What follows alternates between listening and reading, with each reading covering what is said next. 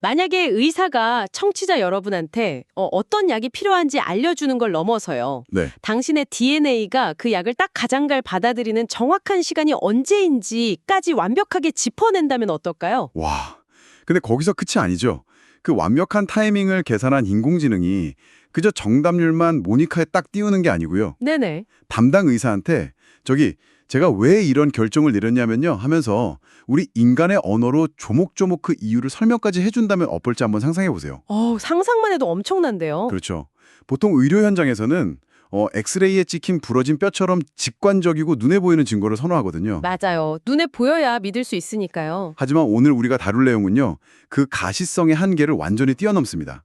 우리 몸속 아주 깊은 곳에서 일어나는 보이지 않는 패턴을 읽어내는 영역이거든요. 그래서 오늘 우리의 심층 탐구가 정말 기대됩니다. 오늘 탐구는 청취자 여러분이 보내주신 아주 흥미롭고 놀라운 연구 자료에서 출발하거든요. 네, 아주 따끈따끈한 자료죠. 맞습니다. 2025년 웹 컨퍼런스에서 발표된 논문이에요. 제목이 맞춤형 의학을 위한 설명 가능한 비전 언어 모델입니다. 제목부터가 아주 묵직하네요. 그러니까요. 평소처럼 저는 여러분을 대신해서 이 복잡하고 어려운 전문 용어의 늪을 피해서 질문을 막 던질 겁니다. 네, 마음껏 던져주세요. 이 엄청난 기술이 도대체 우리의 실제 삶 그리고 의료의 미래에 그래서 무슨 의미인지 아주 친근하고 속 시원하게 파헤쳐 보겠습니다. 저도 아주 기대가 됩니다. 이 논문이 제안하는 기술은 뭐랄까 단순히 의료용 AI가 하나 더 나왔다 이 정도의 소식이 절대 아니거든요. 그 정도인가요? 네, 우리가 질병을 이해하고 약을 투여하고 또 환자를 대하는 의학의 패러다임 자체를 송두리째 바꿀 수 있는 거대한 잠재력을 품고 있습니다. 와, 대박이네요. 자, 그럼 이 혁신적인 AI가 도대체 왜 지금 당장 필요한지 그 배경부터 좀 짚어봐야겠죠? 네, 아주 중요한 포인트입니다. 이걸 이해하려면 먼저 현재 전 세계의 병원이랑 의사들이 겪고 있는 아주 골치 아픈 딜레마를 알아야 한다고 들었어요. 바로 데이터 과부하라고요. 맞습니다. 아니, 환자를 살릴 정보가 부족해서가 아니라 오히려 너무 넘쳐나서 의사들이 골머리를 앓고 있다는 게 진짠가요? 역설적이지만 그게 사실입니다. 우리는 지금 이제 이른바 오믹스 데이터가 폭포수처럼 쏟아지는 시대에 살고 있거든요. 오믹스 데이터요? 네, 유전자의 배열을 보는 유전체약, 또 그 유전자가 어떻게 발현되는지 보는 전사체약, 그리고 실제 몸에서 기능하는 단백질을 연구하는 단백질체약. 이름만 들어도 복잡하죠? 벌써 머리가 아픈데요. 그렇죠. 그러니까 환자 단 한 명에게서 뽑아낼 수 있는 데이터의 양이 과거와는 정말 비교조차 할 수 없을 정도로 방대해졌습니다. 근데 잠깐만요. 좋은 거 아닌가요? 데이터가 엄청 많으면 병을 더 잘 고칠 수 있잖아요. 이론적으로는 딱 그렇죠. 하지만 현실은 좀 다릅니다. 왜요? 문제는 기존의 분석 방법론이나 의사들의 인지 능력으로는 이 복잡하고 다양한 층위의 데이터들을 하나의 의미 있는 그림으로 제대로 통합하지 못한다는 겁니다. 묶어내지를 못하는군요. 네, 유전자 데이터 따로, 단백질 데이터 따로, 엑스레이 사진 따로 노는 거죠. 전체적인 숲을 보지 못하고 흩어진 나무들만 보면서 파편화된 통찰력만 얻게 되는 그런 한계에 부딪힌 겁니다. 어떤 느낌인지 딱 알 것 같아요. 구슬이 서말이라도 꿰어야 보배인데 실이 없어서 그냥 바닥에 굴러다니는 구슬만 멍하니 쳐다보고 있는 꼴이군요. 와, 비유가 아주 정확합니다. 게다가 더 치명적이고 본질적인 문제가 하나 더 있습니다. 뭔데요? 현재 의료계에 도입하려고 시도 중인 최첨단 AI 모델들의 상당수가 이른바 블랙박스라는 점입니다. 블랙박스요? 아니, 안 보인다는 뜻이죠? 그렇죠. AI가 그 수많은 환자 데이터를 엄청난 속도로 먹어치운 뒤에 분석 끝났습니다. 이 환자에게는 A 약물을 쓰세요. 이렇게 결론을 딱 내리는데 네네. 정작 의사가 왜 그 약을 써야 하지? 라고 물어보면 아무 대답을 못하는 겁니다. 헐. 그 결론에 도달한 과정이나 내부의 논리를 인간한테 전혀 설명하지 못하는 거죠. 잠깐만요. 이거 생각보다 아주 심각한 문제로 들리는데요. 비유하자면 이건 마치 제가 지금 당장 수술대에 누워있는데 네. 최신식 내비게이션 앱이 외과 의사한테 전체 경로나 지도는 전혀 안 보여주고 막 무작정 저를 믿고 지금 당장 여기를 10cm 절개하세요라고 지시하는 거랑 같잖아요. 맞습니다. 아주 끔찍한 상황이죠. 제가 환자라면 그 AI 말만 믿고 제 몸에 칼을 내려는 의사를 절대 신뢰할 수 없을 것 같아요. 의료 현장의 본질을 아주 정확하게 짚으셨습니다. 생명을 다루는 현장에서 의사결정은 반드시 투명해야 하고요. 언제든 정당성을 입증할 수 있어야 합니다. 사람 목숨이 달렸으니까요. 그렇죠. 의사는 환자나 보호자한테 왜 이 치료법을 선택했는지, 어떤 근거로 이 약을 투여하는지 명확하게 설명할 윤리적 법적 의무가 있습니다. 네, 당연하죠. 따라서 AI가 자신의 예측 과정을 설명할 수 있는 능력, 즉 설명 가능성은 앞으로 의료 AI가 도입되기 위한 선택사항이 아니라 필수 전제 조건입니다. 아하. 오늘 우리가 다루는 연구진은 바로 이 굳게 닫힌 블랙박스를 부수기 위해 나선 겁니다. 와, 설명할 수 없는 AI는 병원에서 당장 퇴출당해야 마땅하죠. 무책임하니까요. 그럼 연구진은 이 똑똑하지만 입을 꼭 다물고 있는 AI한테 도대체 어떻게 말문을 트기 만들었을까요? 이 부분이 정말 재밌습니다. 논문을 읽어보니까 여기서부터가 진짜 흥미진진하더라고요. 이분들이 단순히 코딩을 새로 한 게 아니라 아주 오래전부터 공학이나 물리학에서 쓰이던 고전적인 수학 기법들을 이 최첨단 AI에 끌고 들어왔어요. 네, 맞습니다. 고전 수학과 첨단 AI의 아주 우아하고도 파격적인 만남이죠. 네네. 연구진이 이 닫힌 상자를 열기 위해 도입한 첫 번째 무기가 바로 고속 풀이의 변환, 즉 FFT입니다. 풀이의 변환이요? 잠깐만요. 저 그거 대학교 통신공학이나 물리 시간에 라디오 주파수 잡거나 소리 파동 분석할 때 쓰는 수학 공식으로 알고 있는데요. 오, 정확히 알고 계시네요. 아니 근데 갑자기 내 몸속 유전자에 웬 주파수 얘기가 나오는 거죠? 솔직히 생물학이란 라디오 주파수는 전혀 매칭이 안 되거든요. 제가 뭘 놓치고 있는 건가요? 아, 충분히 의문을 가질 만합니다. 겉보기엔 전혀 어울리지 않죠. 하지만 이렇게 한번 생각해 보세요.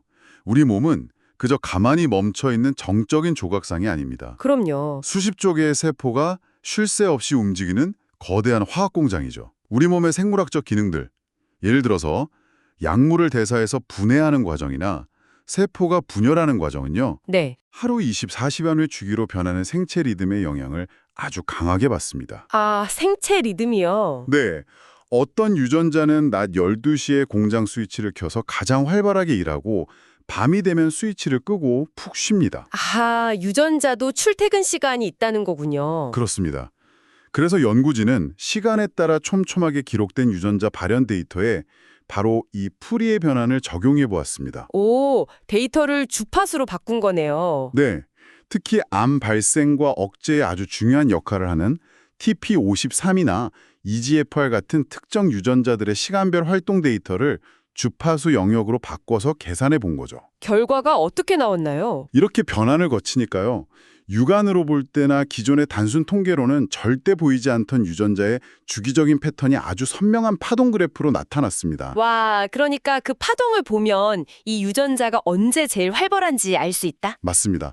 즉 특정 항암제나 약물이 우리 몸에 들어왔을 때 유전자가 그 약을 가장 적극적으로 대사시킬 수 있는 최적의 시기가 언제인지 그 타이밍을 주파수 파동의 정점을 통해서 정확히 알아내는 겁니다. 아, 이제야 이해가 확 되네요. 이해가 빠르시네요. 그러니까 이 FFT라는 건 복잡하게 얽혀있는 유전자들의 하루 일과표를 몰래 훔쳐보고 분석하는 기술이군요. 네, 정확합니다. 아니면 막 몸속 수많은 유전자들이 각자 연주하고 있는 음악의 비트를 쏙쏙 찾아내는 거라고 할 수도 있겠네요. 오, 음악의 비트요?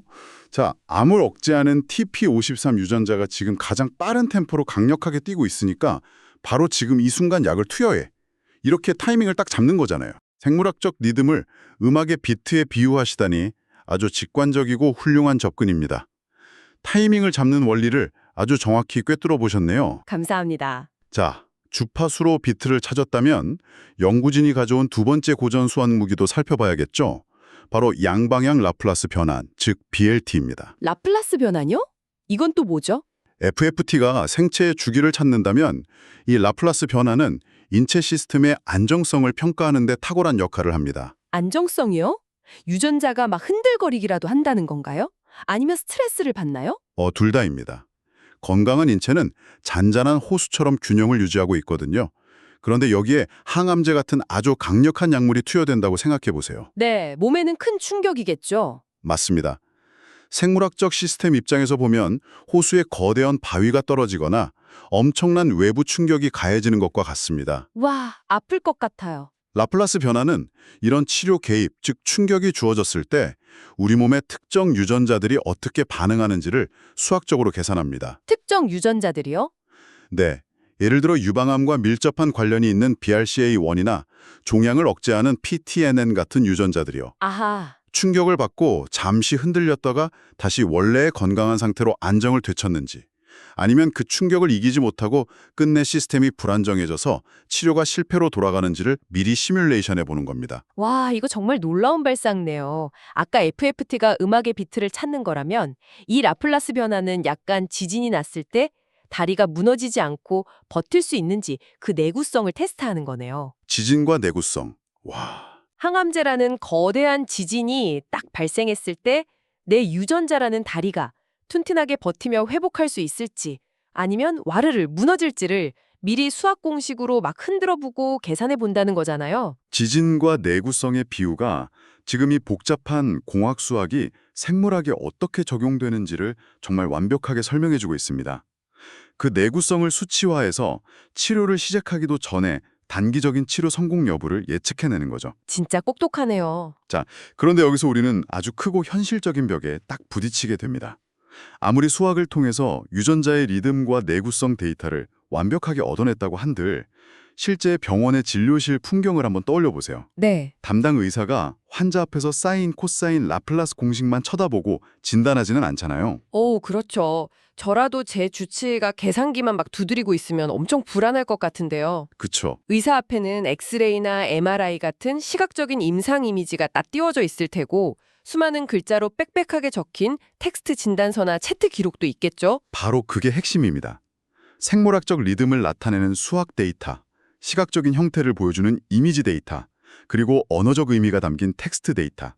이 세 가지는 완전히 다른 형태, 다른 언어를 쓰는 정보들입니다. 네, 완전 따로 노는 애들이네요. 이걸 도대체 어떻게 하나의 맥락으로 합쳐서 종합적인 진단을 내릴 수 있을까요? 아, 그래서 오늘 우리 심층탐구의 진짜 주인공이 드디어 등판할 차례군요. 네, 맞습니다. 바로 궁극의 번역기, 비전 언어 모델, 즉 VLM입니다. 네, 보통 VLM이라고 하면 스마트폰 카메라로 고양이 사진을 찰칵 찍으면 AI가 이것은 귀여운 고양이입니다. 이렇게 텍스트로 설명해주는 정도의 기술로 생각했거든요. 보통은 그렇게 생각하죠. 근데 이 논문에서 쓰는 VLM은 스케일이나 차원이 완전히 다르네요. 네, 차원이 다릅니다.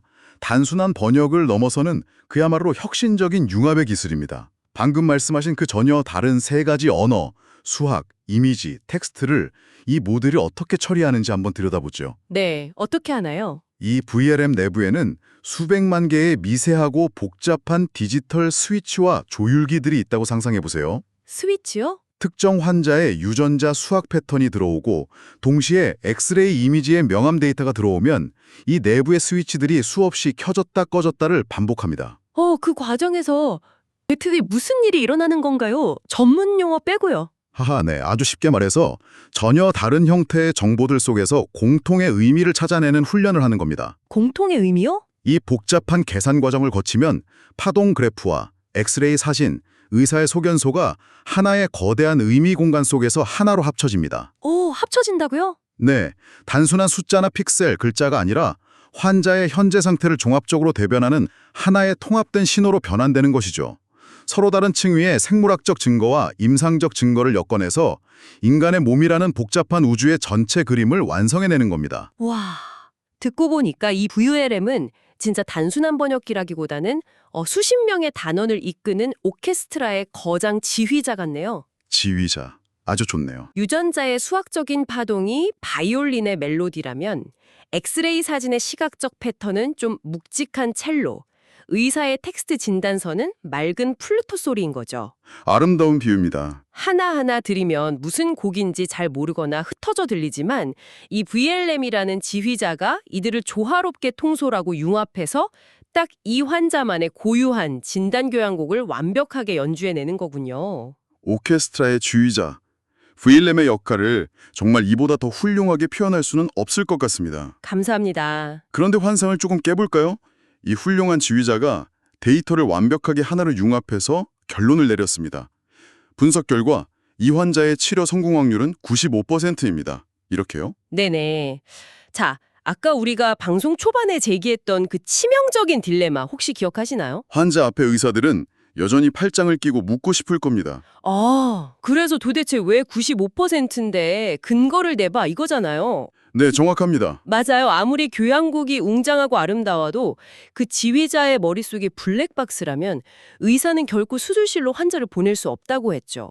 아니 그럼 이 AI는 자신이 내린 그 멋진 결론을 도대체 어떻게 인간 의사한테 증명합니까? 그래서 연구진은 AI에게 그 설면의 의무를 부여하기 위해서 의학이나 컴퓨터 공학이 아닌 경제학에서 쓰이는 아주 독특한 개념을 하나 빌려왔습니다. 경제학이요? 네, 바로 협력적 게임 이론에 기반한 쉐프, 즉 SHAP 값이라는 도구입니다. 잠깐만요. 경제학 이론이 갑자기 암치료 AI에 등장하다니요.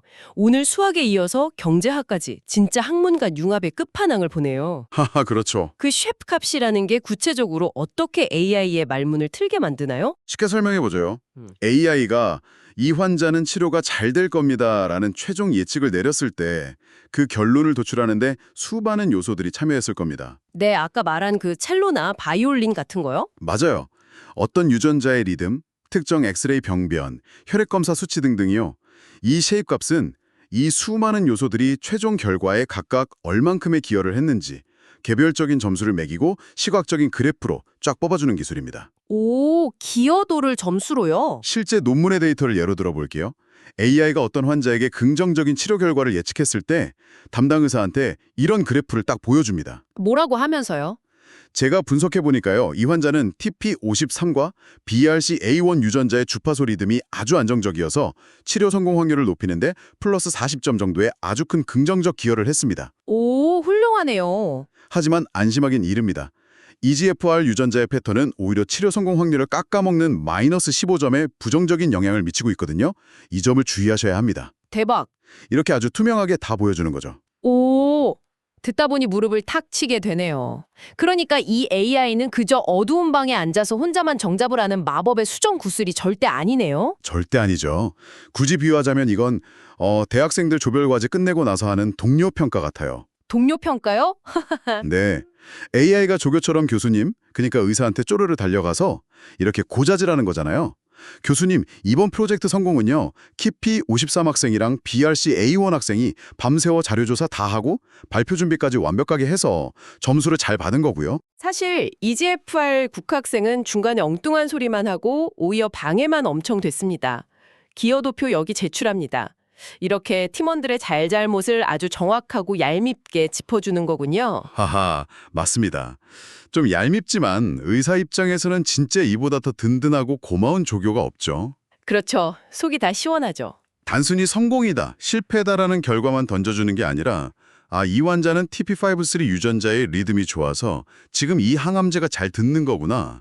하지만 EGFR 유전자의 패턴이 불안정하니까 다음번 치료에서는 이 유전자를 타겟으로 하는 보조요법을 병행해야겠군. 와, 계획을 다 짤 수 있네요. 네, 이렇게 치료 계획을 전략적으로 수정할 수 있는 완벽한 판단 근거를 얻게 되는 겁니다. 조별과제 기여도까지 투명하게 짚어준다니 진짜 의사들 입장에서는 너무 좁을 것 같아요. 자, 이제 이론은 완벽해 보입니다. 공학수학, 첨단 AI 신경망, 경제학, 게임 이론까지 몽땅 동원해서 그 지긋지긋한 블랙박스를 산산조각 냈어요. 네, 완전히 뿌셨죠. 그렇다면 이제 가장 날카롭고 중요한 질문을 던져야 할 때입니다. 아무리 말솜씨가 좋고 논리정연한 AI라도 결국 병원에서는 환자를 살렸느냐, 못 살렸느냐가 전부잖아요. 그게 핵심이죠. 이 완벽해 보이는 이론이 병동의 실제 환자 데이터랑 딱 만났을 때도 똑같이 똑똑하게 굴었나요? 성적표가 너무 궁금합니다. 논문에 수록된 방대한 검증 결과표를 꼼꼼히 살펴보면요. 그 성적표는 단순히 좋다를 넘어서 거의 경이로운 수준입니다. 오, 진짜요? 모델이 예측한 성공 확률과 실제 그 환자들이 겪은 현실의 결과가 진짜 소름 돋을 정도로 일치했습니다. 극단적이면서도 아주 명확한 두 환자의 사례를 들어볼까요? 네, 좋아요. 연구진이 71번 환자의 데이터를 이 VLM 모델에 넣었습니다. 모델은 모든 수학적, 임상적 데이터를 융합 분석한 끝에 이 환자가 치료에 긍정적인 반응을 보일 확률을 단 5.6%로 아주 비관적으로 예측했습니다. 5.6이요? 너무 낮네요. 네, 그리고 안타깝게도 실제 병상에서의 결과 역시 긍정적인 치료 효과를 얻지 못했습니다. 아, 안타깝지만 예측은 맞았네요. 반면에 84번 환자의 데이터를 넣었을 때 모델은 긍정적 결과 확률을 무려 100%로 예측했습니다. 100%요? 네. 그리고 그 환자의 실제 결과는 아주 완벽한 치료 성공이었습니다. 와우, 5.6%대 100%?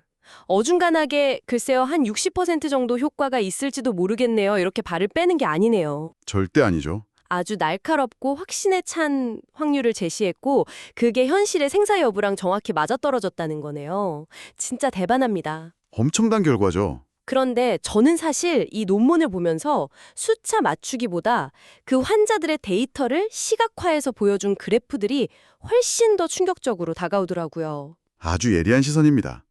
저 역시 그 시각화 파트가 이 연구의 백미라고 생각하거든요. 네네. 연구진은 그 방대하고 복잡한 수치 데이터를 주성분 분석, 즉 PCA라는 기법을 통해서 2차원 평면 위에 점들로 찍어서 보여줬습니다. 점들이요? 쉽게 말해서 환자들의 수많은 생물학적 특성을 압축해서 하나의 지도로 만든 건데요.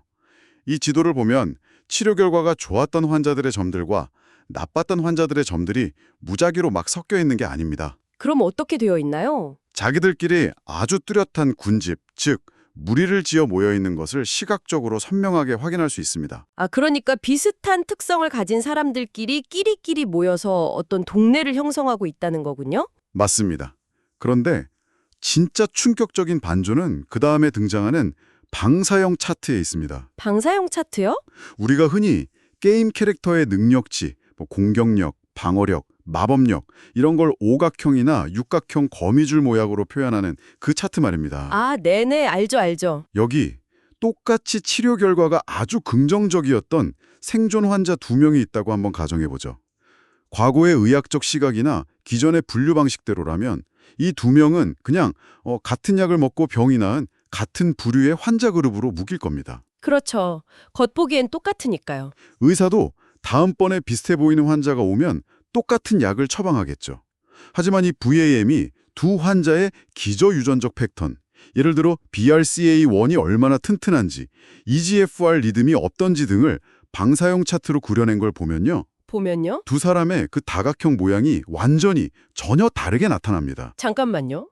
겉보기엔 똑같은 약을 먹고 똑같이 암을 이겨낸 두 사람인데 속을 들여다보니까 그 약을 받아들여서 병을 고치는 데 사용한 유전자의 조합이나 일한 방식은 두 사람이 완전히 달랐다는 건가요? 정확히 그겁니다. 한 명은 BRCA1 유전자가 폭발적으로 일해서 병을 이겼다면 다른 한 명은 그 유전자는 조용했는데 다른 경로가 활성화되어서 이긴 걸 수도 있죠. 와, 이것은 현대의학의 아주 거대하고 중요한 질문을 던집니다.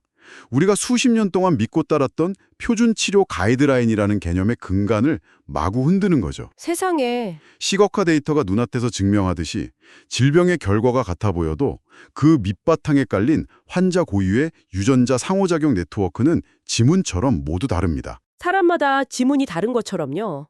따라서 이 논문은 선언하고 있는 겁니다. 이제 의료계에서 평균적인 환자라는 가상의 존재를 위한 평균적인 획일적 치료법이라는 것은 더 이상 유효하지 않다. 와, 편견은 끝났다. 네, 끝났습니다. 정말 소름이 돋으면서도 흥분되는 통찰이네요. 자, 이 모델이 유방암 같은 종양학 분야에서 유전자의 안정성과 리듬을 분석해 암 치료의 성공을 예측하는 데 탁월하다는 건 이제 의심의 여지가 없습니다. 네, 증명이 됐죠. 그런데 이런 엄청난 기술이 암 치료 하나에만 쓰이고 딱 끝난다면 너무 아깝잖아요. 다른 질병, 그러니까 전혀 다른 의료 분야에도 이 공식을 적용할 수 있나요?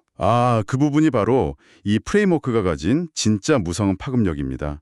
연구진도 논문에서 이 모델의 확장성이 무궁무진하다는 점을 매우 강조하고 있죠. 어떤 분야에 적용할 수 있는데요? 암 치료를 넘어서 대표적으로 당장 적용을 고려할 수 있는 분야가 바로 파킨슨병 같은 치명적인 퇴행성 신경질환입니다. 파킨슨병이요? 거긴 종양세포를 죽이는 암 치료랑은 메커니즘이 완전히 다른 영역이잖아요. 거기서 이 기술이 어떻게 힘을 발휘한다는 거죠? 파킨슨병의 본질을 먼저 짧게 살펴보죠. 이 병은 우리 뇌에서 우리 몸을 부드럽게 움직이게 해주는 윤활유 같은 신경전달 물질, 즉 도파민을 생성하는 세포들이 서서히 죽어가는 질환입니다. 아, 도파민 부족이군요. 네. 그래서 이 병의 핵심 치료제로 뇌에 도파민을 공급해주는 레보도파라는 약물을 사용합니다. 네네. 그런데 이 약은 아주 다루기 까다로운 맹수 같습니다. 투여 시기와 용량이 환자의 생체 리듬과 아주 조금만 어긋나도 약효가 금세 증발해버리거든요. 오, 까다롭네요. 반대로 약효가 너무 강하게 돌면 환자의 팔다리가 본인의 의지와 상관없이 마구 흔들리고 춤추듯 움직이는 운동 변동성이라는 아주 끔찍한 부작용을 겪게 됩니다. 제가 아까 생체 리듬이라고 할 때 무언가 머릿속을 스쳐 지나갔습니다. 방금 투여 시기가 어긋나면 안 된다고 하셨죠. 네, 기억하시네요. 여기서 아까 우리가 한참 이야기했던 그 유전자의 일과표, 음악의 비트를 찾아낸다는 고전수학 공식, 고속 풀이의 변환이 구원투수로 다시 등판하는 거군요. 완벽하게 연결하셨습니다. 사람의 몸은 아무리 병들었어도 스스로 도파민을 조금씩 분비하는 미세한 파동 주기를 가지고 있거든요. 네네. 이 VLM 프레임워크를 파킨슨병 환자의 뇌신경세포 발현 데이터에 적용하는 겁니다. 아, 뇌 데이터예요? 네, 환자마다 도파민 합성에 관여하는 유전자들이 하루 24시간 중 어느 시간대에 가장 활성화되어서 도파민을 내뿜고 또 어느 시간대에 바닥을 쳐서 몸이 굳어버리는지 그 고유의 생체 리듬 비트를 정확히 분석해내는 거죠. 와우, 대박. 만약 환자의 유전자가 자체적으로 도파민을 분비하는 최고조 시기에 레보도파를 투여하면 어떻게 될까요? 시스템이 과부하에 걸려서 아까 말한 그 끔찍한 부작용이 나타나겠네요. 정확합니다. 반대로 유전자가 쉬고 있는 최저점 시기를 정확히 계산해서 딱 그 타이밍에만 약물을 쏙 밀어 넣는다면요. 부작용은 거의 0으로 줄이면서 약효는 완전 극대화할 수 있는 거네요. 바로 그겁니다. 세상에. 여기서 정말 패러다임이 바뀐다는 게 확 체감되네요. 우리는 불과 몇 년 전까지만 해도 내 DNA 검사를 해서 내 체질에 맞는 약을 찾는 맞춤형 의학 시대가 열렸다고 막 열광했거든요. 그랬었죠. 그런데 오늘 전문가님과 함께 이 논문을 파헤쳐 보니까 의학은 이미 그 다음 챕터로 넘어가고 있었습니다. 네, 한 발 더 나아갔죠. 이제는 단순히 무슨 약을 넘어서 내 몸속 세포들의 시계장치에 맞춰서 가장 완벽하게 투여할 시간차를 계산해내는 맞춤형 타이밍 의학의 시대로 진입하고 있는 거네요. 약의 성분만큼이나 아니 어쩌면 그 이상으로 타이밍이 모든 것을 결정하는 시대 말입니다. 맞춤형 타이밍 의학. 와, 이 논문이 지향하는 궁극적인 미래를 가장 압축적으로 그리고 가장 강렬하게 요약한 표현입니다. 우리가 질병을 바라보고 통제하는 해상도가 세포 단위를 넘어서 이제는 시간 단위로까지 확장되는 정말 경이로운 순간이죠. 진짜 듣기만 해도 가슴이 뜁니다. 지금 이 방송을 듣고 계신 청취자 여러분, 오늘 우리가 함께 짚어본 이 딥다이브가 왜 여러분의 삶과 직결되는지 이제 명확히 느껴지시나요? 많이들 느끼셨을 겁니다. 우리는 지금 진료실의 풍경과 환자로서의 경험이 완전히 뒤바뀌는 거대한 출발선에 서 있습니다. 멀지 않은 미래에 여러분이 병원에 가면요. 네, 담당 의사는 단순히 여러분의 유전자 검사지, 혈액 수치, MRI 사진을 책상 위에 쭉 늘어놓고 경험에 의존해서 고개를 갸웃거리지 않을 겁니다. 절대 그럴 리 없죠. 대신에 AI가 당신의 세포들이 24시간 동안 어떤 오케스트라를 연주하는지 수학적으로 아주 정밀하게 계산하고 당신 몸의 파동에 딱 맞춘 초정밀 타이밍 치료 계획을 짤 것입니다. 네, 그리고 그 모든 결정 과정은 블랙박스에 숨겨진 채로 강요되는 게 아니라 아까 그 조별과제 기여도 그래프처럼 당신의 A 유전자가 지금 불안정하니까 이 시간에 B 약을 투여해야 합니다. 라고 너무나도 투명하고 친절하게 설명될 것입니다. 네, 오랫동안 굳게 닫혀있던 알고리즘의 그 무건 수행이 드디어 끝나고 AI가 드디어 인간의 언어로 질병의 이유를 설명하며 우리와 대화하기 시작했다는 것. 네네. 그것이 오늘 이 기술이 인류에게 건네는 가장 큰 위안이자 진전입니다. 자, 이 가슴 뛰는 논문의 마지막 장을 덮기 전에요. 흥미로운 단락이 하나 딱 눈에 띄더라고요. 어떤 부분이죠? 연구진은 앞으로 이 놀라운 VLM 모델에 스마트폰이나 웨어러블 기기에서 수집되는 실시간 데이터를 통합할 계획이라고 밝히고 있습니다. 아, 네. 그 얘기도 빼놓을 수 없죠. 그렇다면 여기서 우리의 상상력을 딱 한 걸음만 더 밀고 나아가 봅시다. 여러분의 미래 어느 평범한 하루입니다. 네. 당신이 손목에 찬 스마트워치가 당신도 모르는 사이에 실시간으로 혈액 속 대사물질의 주파수 변화를 1초 단위로 막 측정하고 있습니다. 상상만 해도 신기하네요. 그리고 당신 몸속에 이미 삽입되어 있는 초소형 스마트 약물 캡슐이 병원에 있는 인간 의사의 허락이나 개입을 전혀 거치지 않고요. 의사 없이요? 네, 오직 이 똑똑한 AI의 판단만으로 당신의 생체 리듬이 최저점인 지금 당장 0.5mg의 약물을 방출하라 라는 명령을 백그라운드에서 조용히 수행한다면 어떨까요? 와, 영화 같은 이야기네요. 우리는 방금 이 AI가 모든 결정을 투명하게 설명할 수 있을 만큼 믿음직스럽다는 것을 배웠습니다. 하지만 아무리 투명하고 나보다 내 몸을 더 잘 아는 AI라 할지라도 나와 내 가족의 절대적인 생명줄을 실시간으로 무한정 돌아가는 자동 알고리즘에 온전히 100% 맡기는 그날이 온다면 쉽지 않은 문제죠. 청취자 여러분은 과연 그 차가운 알고리즘을 인간 의사의 따뜻한 손길만큼 신뢰하며 눈을 감을 수 있을까요? 아니면 논리적인 완벽함 앞에서도 우리는 여전히 직관적이고 불완전한 인간의 온기를 찾게 될까요? 정말 깊이 고민해봐야 할 문제네요. 여러분의 생각은 어떠신가요? 오늘 소스 자료를 향한 우리의 심층 탐구는 여기까지입니다. 세상의 놀라운 변화에 계속 호기심을 갖고 탐구하세요.